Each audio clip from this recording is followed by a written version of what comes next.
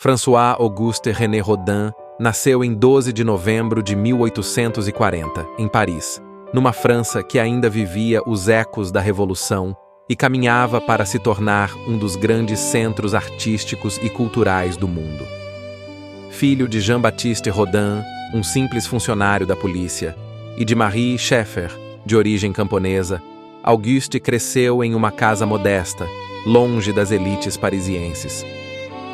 A infância foi marcada por limitações financeiras e por uma sensibilidade precoce que se chocava com a rigidez de sua educação. Ainda menino, Rodin não se destacou nos estudos tradicionais. Era míope, tinha dificuldade de leitura e aprendizado, e não era considerado um aluno brilhante. Mas havia nele algo que o diferenciava. Uma paixão intensa pelo desenho e pela modelagem. Enquanto outros garotos brincavam nas ruas, ele passava horas rabiscando figuras, tentando capturar a forma e o movimento dos corpos. Aos 14 anos, ingressou na Escola de Desenho Imperial, conhecida como Petite École. Era uma instituição voltada às artes aplicadas e decorativas, mais prática do que teórica. Ali, desenvolveu as bases técnicas que o sustentariam ao longo da vida. O domínio da linha, a observação atenta da natureza, o estudo das proporções. No entanto, o jovem Rodin sonhava mais alto. Seu desejo era entrar na célebre École des Beaux-Arts, berço dos grandes escultores acadêmicos da França. Tentou o exame de admissão 3 vezes, e nas 3 foi rejeitado. As bancas avaliadoras consideravam seu estilo imperfeito, bruto, inacabado. Para a elite artística da época, a escultura deveria ser polida, idealizada, distante da realidade crua do corpo humano. Mas Rodin não se curvou. Ao invés de desistir, transformou a rejeição em combustível e seguiu o seu próprio caminho. Durante quase 2 décadas, trabalhou como artesão e decorador em ateliês de outros artistas, criando ornamentos arquitetônicos, estátuas religiosas e detalhes para fachadas de prédios. Era um ofício repetitivo e, para muitos, sem brilho. Mas foi justamente nesse período que Rodin lapidou a sua habilidade única de dar vida à matéria. O contato com a argila, o gesso e o mármore tornou-se uma extensão natural de seu corpo. Na vida pessoal, o jovem escultor encontrou um porto seguro em Rose Beuret, uma humilde costureira que conheceu ainda em sua juventude. Rose tornou-se sua companheira por mais de 50 anos, suportando o silêncio, a ausência e até as traições de Rodin, sempre fiel ao lado do artista. Eles tiveram um filho, mas a relação entre Rodin e a criança foi distante, quase fria. O escultor parecia incapaz de dedicar-se inteiramente à vida doméstica, consumido por sua arte. Mas se Rose representava estabilidade, outra mulher viria incendiar seu coração e sua criatividade.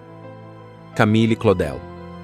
Aluna de Rodin, talentosa e ambiciosa, Camille tornou-se amante, musa e colaboradora. Com ela, Rodin viveu um relacionamento marcado por paixão e tormento. Camille contribuiu com ideias, formas e ousadias que influenciaram profundamente a obra do mestre. Contudo, ao mesmo tempo, foi vítima da sombra imensa que ele projetava. A história entre os dois terminou de forma trágica. Rejeitada pela sociedade e pelo próprio Rodin, Camille mergulhou em um isolamento que a levou a passar 30 anos internada em um asilo psiquiátrico. Rodin, por sua vez, navegava entre a introspecção e o convívio com os grandes nomes de sua época. Viveu cercado por intelectuais e artistas como Victor Hugo, Claude Monet, Émile Zola, Paul Cézanne e Georges Clemenceau. Embora participasse de círculos prestigiados, era um homem de temperamento fechado, obcecado por detalhes, muitas vezes preferindo o silêncio de seu ateliê ao burburinho da vida social. Seu estilo artístico foi, desde o início, um desafio à tradição. Enquanto a escultura acadêmica buscava a perfeição idealizada, Rodin buscava a verdade da carne, a tensão do músculo, a emoção contida em um gesto. Inspirava-se em Michelangelo, a quem considerava seu maior mestre, mas também em poetas como Baudelaire e em escritores como Dante Alighieri, cuja Divina Comédia seria a base de uma de suas obras mais monumentais. Em 1864, apresentou O Homem de Nariz Quebrado, um busto que chocou o júri do Salão de Paris. A obra, crua e marcada pela imperfeição do rosto humano, foi rejeitada por parecer inacabada. Mas esse era apenas o início das polêmicas.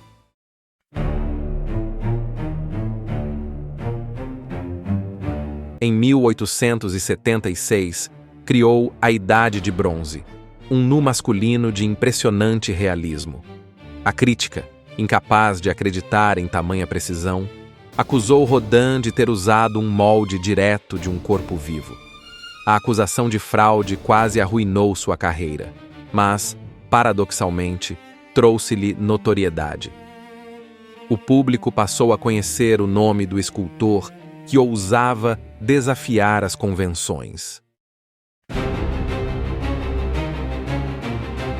4 anos depois, em 1880, veio a grande encomenda do Estado francês, Os Portões do Inferno, um imenso portal inspirado em Dante, destinado a um museu que nunca seria construído.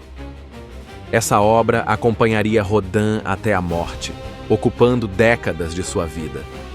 E dela nasceriam algumas das esculturas mais célebres da história.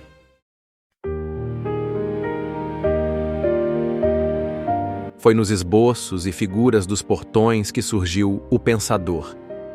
Inicialmente concebido como a imagem de Dante refletindo diante do inferno.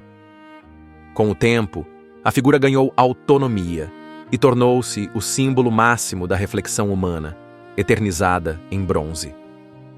Do mesmo projeto nasceu O Beijo, uma escultura que capturava o instante do desejo e da paixão. Escandalosa para alguns, sublime para outros, tornou-se um ícone do amor. Rodin também se dedicou a monumentos históricos.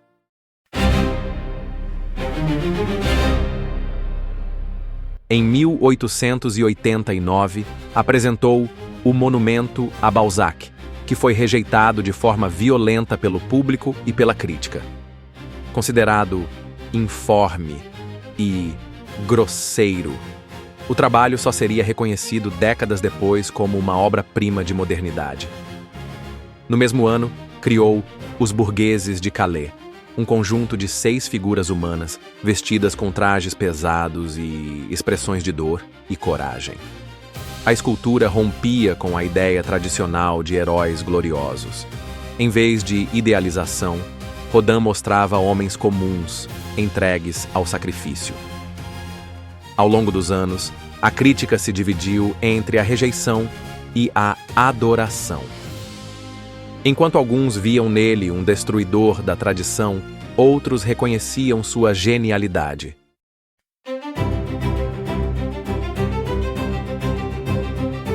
Pouco a pouco, Rodin deixou de ser o artesão marginalizado para se tornar o escultor mais celebrado da França. Suas exposições atraíam multidões e suas obras passaram a ser encomendadas em vários países.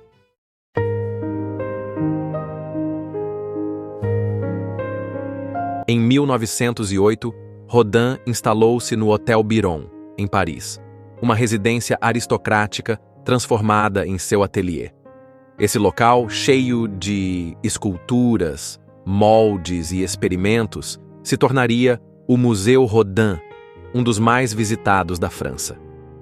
Já em seus últimos anos, o artista, cansado e doente, buscava cada vez mais o silêncio e a solidão, dedicando-se apenas à criação.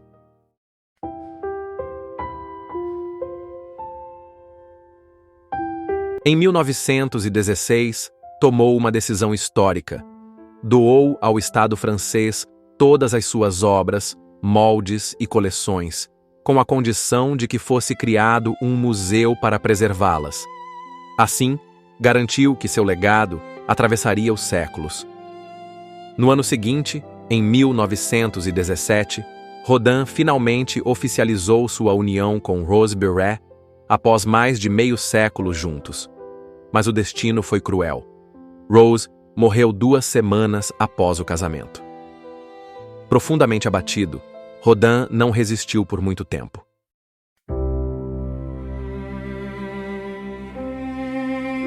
Faleceu em 17 de novembro de 1917, em Meudon, aos 77 anos. Foi sepultado no jardim de sua casa, aos pés de O Pensador.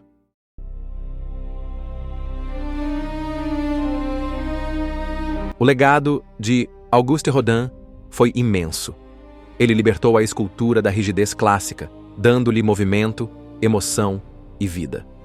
Transformou o bronze e o mármore em matéria viva, pulsante, capaz de transmitir a essência da alma humana. Antecipou o modernismo, influenciando gerações de escultores como Brancusi, Giacometti e Henry Moore. Suas obras espalharam-se pelo mundo. Em Paris, o Museu Rodin guarda O Pensador, O Beijo, Os Burgueses de Calais e Os Portões do Inferno. Em Calais está a versão original dos burgueses. Em Filadélfia, Viena, Tóquio, Buenos Aires, Londres e até em São Paulo, no MASP, é possível encontrar moldes e esculturas do mestre. Onde quer que estejam, atraem multidões. Hoje, mais de um século após sua morte, Auguste Rodin continua a inspirar. Não foi apenas um escultor. Foi um revolucionário que transformou a pedra em carne, o bronze em emoção, o mármore em eternidade. Rodin mostrou ao mundo que a verdadeira arte não é a busca pela perfeição, mas sim a revelação daquilo que nos torna humanos. A imperfeição, o desejo, o sofrimento, a esperança.